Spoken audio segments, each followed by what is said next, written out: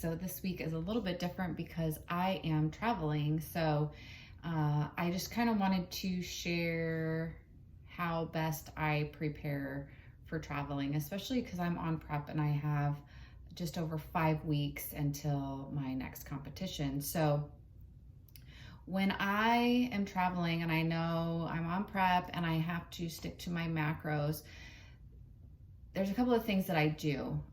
Traveling with Ziploc bags is so beneficial because you're not having to take a whole bunch of containers with you. So what I'll typically do is I will bring a Ziploc bag full of chicken, a Ziploc bag full of chopped up potatoes, a Ziploc bag of vegetables, and I will freeze those and then put them in the cooler bag that I am traveling with. And they really don't take up that much room. I'll try to bring at least 2 days worth of food with me that way. And then I will have 1 or 2 containers for my meals that I know that I'm going to be eating on the day of travel. I'll also pack things like rice cakes, nuts for my fat content. I'll also put my protein, my whey protein, my creatine in Ziploc bags as well and travel with my protein that way. I also will put my gluten-free quick cooking oats in a Ziploc bag. This time I did bring some rice, cream of rice with me, so I did that as well. So yeah, everything was pretty much put in Ziploc bags. A really, really small cooler bag I brought with me with a freezer pack. Just be prepared that TSA will most likely want to inspect the contents of your bag. I learned a couple of weeks ago that they are no longer allowing cooked oatmeal. I had brought cooked oatmeal ready to eat for my breakfast and TSA made me throw it out. So nothing gooey in texture or I don't know, to have any wet consistency whatsoever. They will pull you over. So that's how I travel with my food. And then because we're at an Airbnb, I'm very fortunate to have access to a kitchen and all of the cooking utensils, stovetop, microwave, all of that. So I have gone grocery shopping a few times since we've been here already and have stocked up on more chicken and lean ground turkey and lettuce, asparagus, butternut squash. I love butternut squash. More potatoes. So everything that I'm eating on prep, I've gone to the grocery store a couple of times and have stocked up, as well as buying things for my family. And we've just done all of our cooking here at the Airbnb. So yeah, it's allowed me to stay on track with my macros, and I know exactly how my food's being prepared.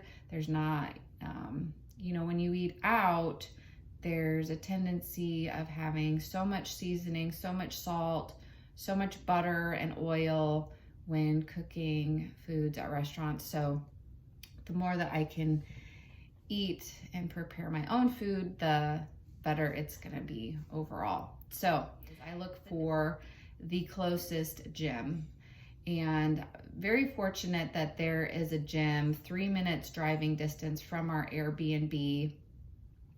And I bought a week pass for $55. So I feel like that's a killer deal considering I'm going to be working out for 6 days, 2 times a day.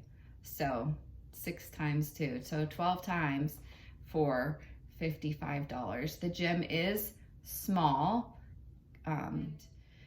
It has some weight equipment, it has free weights, it has treadmills, stair climber, elliptical. So although I'm having to modify some of my weight training and exercising, I can still get the job done very, very decently. So it's just important to me that when I am traveling, even if I'm not on prep, I want to have access to some kind of gym. So found a gym here. I've been using it every day, and yeah, I still have goals. I still got to stay consistent. I still got to stay on plan. So I cannot be deviating right now. Where I'm from. So I'm from Colorado, and right now I'm in South Padre, Texas, which is literally right on the border of Mexico off of the coast. And so it's hot and it's humid here. And that's something that my body is not used to. So I've been drinking more water than usual, just to help try to get my body to acclimate a little bit better. And I feel like, although I'm not walking around just with beads of sweat on me, I probably am losing more water at a faster rate than normal.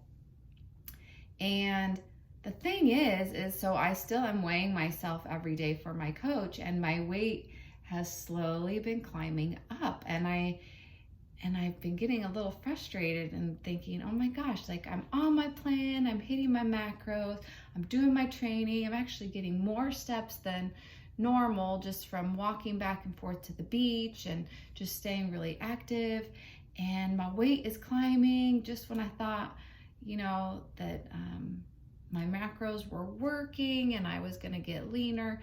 And there is such a thing as a term for it, heat acclimatization. It's how your body adapts to hot and humid environments, especially if your body's not used to it. And so your body will hold on to more water than normal, as it's just kind of figuring out, wow, it's really hot here, so maybe I need to be holding on to more water and conserving more. So I'm drinking a ton of water, I'm losing water throughout the day, but yet my body is still holding a lot of water. So there's just a lot kind of going on, and I can definitely tell in my lower body, especially today after I woke up. I thought, oh my gosh, my legs are really heavy, they feel kind of swollen. My husband kind of felt the same way. I said, get yourself on the scale. I want to see if you've gained weight. He's also gained weight a little bit since we've been here. And so I'm like, okay, I'm not going to freak out. Like, this is just my body's way of really trying to adapt to the climate that we're in, because it's not used to it. And it's just holding on to more fluids. That's just bottom line what's going on. So I'm not worried about it. My coach is not worried about it, but something to keep in mind when you're traveling, when you're going to climates that are extremely different, especially hot and humid, your body will hold on to more water. So just sticking to the plan, sticking to the training program, sticking to the macros, drinking more water than I typically would, just to try to help keep flushing things through my body.